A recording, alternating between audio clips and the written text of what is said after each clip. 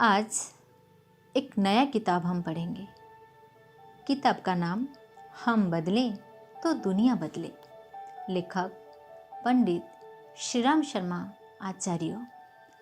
पहला अध्याय है युग परिवर्तन और उसकी संभावनाएं। युग परिवर्तन की संभावनाओं के संबंध में महायोगी श्री अरविंद जी ने कुछ वर्ष पूर्व एक पत्र लेखक को जो उत्तर दिया था वह विशेष रूप से मननीय है।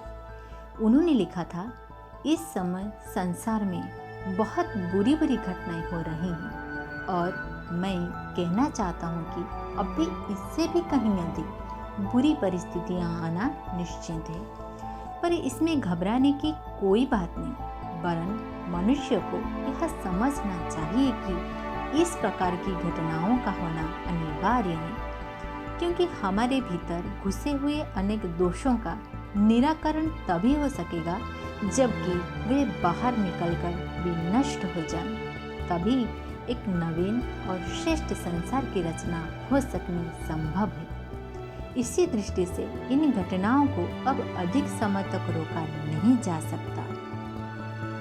इन संबंध में हमको इस कहावत को ध्यान में रखना चाहिए कि प्रभात होने के पूर्व एक बार अंधकार और भी गहरा हो जाता है। साथ ही मैं यह भी बतला देना चाहता हूँ कि अब जो दुनिया बनेगी वो नई तरह की सामग्री और नई नमूने के ही बनेगी। इसलिए हमको पुरानी चीज़ों के नष्ट होने का अधिक शोक नहीं करना चाहिए। इसी प्रकार की संभावनाएं अन्य कई भारतीय संत भी प्रकट करते रहे हैं। महात्मा सूरदास के नाम से भजन तो सर्वत्र प्रसिद्ध है। सहस बरस लो, सतजुग बीते, धर्म की वेल बढ़े, स्वर्ण फूल पृथ्वी पर फूले, पुनि जग दशा फिरे, आदि आदि। मान सरोवर पर निवास करने वाले योग विद्या के महान अभ्यासी श्री अवधूत स्वामी जी ने ये कहा है, इसी शताब्दी में सतयुग आगमन के चिन्ह प्रत्यक्ष दिखाई देने लगेंगे और उसकी शक्ति दिन पर दिन बढ़ने लगेंगे।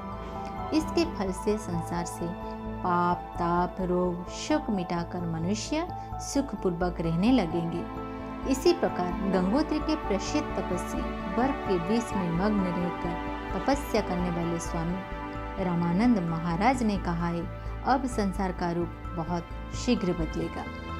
हिमालय के परम सिद्ध महात्मा शतानंद ने कहा है, साधक श्रेष्ठ कलिजीव आज क्रमिक विकास के उच्च शिखर पर चढ़कर भगवान की चरण वंदना की आशा में है। प्रभु आज शरणागति रूपी नौका में स्वयं कर्णधार बनकर भवसागर पार करा रहे हैं। महात्मा विश्वरंजन ब्रह्मचारी जी ने कहा है, जगदीश्वर की जैसा प्रेरणा मिल रही है उससे अब हम लोगों को हताश होने का कोई कारण नहीं। इस घोर मिथ्या युग में सत्य युग का प्रकाश बिखर जाएगा।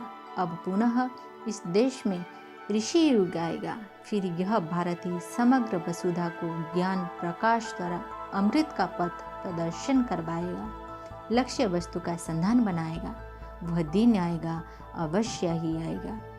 यह नहीं समझ लेना चाहिए कि इस प्रकार की सम्मतियाँ आधुनिक समय के महापुरुषों से ही प्रकट की है। नहीं, हमारे प्राचीन धर्म ग्रंथ में भी इनका समर्थन किया गया है और स्पष्ट लिखा है कि इस प्रकार का युग परिवर्तन सृष्टि का अटल नियम है और यथा अवसर नियम पूर्वक होता ही रहता है। महाभारत के वन पर्व में महाराज युधिष्ठिर के कलियुग के संबंध में प्रश्न करने पर महामुनि मार्कंडेय का निम्न कथन इस संबंध में विशेष महत्वपूर्ण है। पहले युग के समाप्त होने के अवसर पर बड़ी ही कठिन अवस्था तथा संघर्ष को सहन करते हुए क्रम से श्रेष्ठ जन की बुद्धि होती है। इसके पश्चात ईश्वर की दया से फिर अनुकूल समय आता है, जब चंद्र सूर्य पुष्य और बृहस्पति एक राशि में समान अंश पर हो जाएंगे, तब फिर सतयुग का आरंभ होगा। तत्पश्चात शुभ नक्षत्रों में समय अनुकूल वर्षा होने लगेंगे और सुकाल होकर सब लोग आरोग्यता तथा सुख का उपभोग करने लगेंगे। इस प्रकार के युग परिवर्तन के वर्णन भागवत तथा अन्य ग्रंथ में ही जगह जगह पाए जाते हैं। पर उपयुक्त कथन की एक विशेषता यह है कि इसमें युग परिवर्तन के समय ग्रहों की क्या स्थिति होगी इस प्रकट कर दिया गया, तो इस आधार पर हम उसका बहुत कुछ सही अनुमान लगा सकते हैं। यह चंद्रमा, सूर्य और बृहस्पति तथा पुष्य नक्षत्र का जो एक साथ युग होना लिखा है, वह ज्योतिर्विज्ञान के ज्ञाताओं के मतानुसार अभी कुछ ही समय पहले ही हुआ है। और जैसा ऊपर कहा गया है कि यह सत्य तत्वों का विकास और तापसी तत्वों का निराकरण क्रमशः ही होगा। यूँ तो हमने ऐसे ही लोग देखे हैं जो कहते हैं कि युग परिवर्तन एक दिन में ही होगा। शाम को लोग कलियुग की अवस्था में सोएंगे और सुबह उठेंगे तो समस्त लक्षण धर्म युग के दिखाई पड़ेंगे। पर ये सब तो मनोरंजन तथा अर्थ का अनर्थ करने वाला बात ही है। युग परिवर्तन विकास और इतिहास के सिद्धांत के अनुसार क्रमशः ही होगा और उसे नियम अनुसार महाकठिन प्रक्रिया और परिस्थितियों में ही गुजरना पड़ेगा। वैसे ही एक परिस्थिति सन 1962 में आरंभ हुई थी, जिसका प्रत्यक्ष फल कालांतर में दिखलाई पड़ने लगेगा। इन संबंध में ईसाइयों की एकमात्र धर्म पुस्तक बाइबल में वर्णित भविष्य कथन भी कम महत्वपूर्ण नहीं है। महात्मा ईसा के प्रधान शिष्य महायोगी रिवोल्यूशन नामक शीर्षक में संसार का भविष्य कथन करते हुए भावी युग परिवर्तन का स्पष्ट रूप में वर्णन किया है। उन्होंने कल कारखाना और पूंजीवाद की बुद्धि का जिक्र करते हुए संसार व्यापी महायुद्ध का रोमांचकारी वर्णन किया है और बतलाया यह है कि अंत में मानव जाति की रक्षा के लिए ईश्वरीय शक्ति का आविर्भाव होगा और पृथ्वी पर धर्म राज्य की स्थापना की जाएगी। उस धर्म राज्य का वर्णन बाइबल में इन शब्दों में मिलता है। लड़ाई और प्राकृतिक दुर्घटनाओं में करोड़ों मनुष्यों को नष्ट हो जाने के पश्चात जब पृथ्वी की शासन व्यवस्था धार्मिक संत पुरुषों के द्वारा होने लगेंगे तो सब कष्टों का अंत ही हो जाएगा और मानव समाज सुख से जीवन व्यतीत करने लगेगा। सब लोग ईश्वरीय आदेश को अनुसार ही चलने लगेंगे और पाप कर्म को त्याग देंगे। तब दुनिया में सेनाओं और जहाजी बेड़ों का नाम भी ना रहेगा और लोग तलवार को तोड़कर हल का हाल बना लेंगे। एक देश के निवासी दूसरे देश के निवासियों को झगड़ा ना करेंगे और युद्ध सदा के लिए बंद हो जाएगा।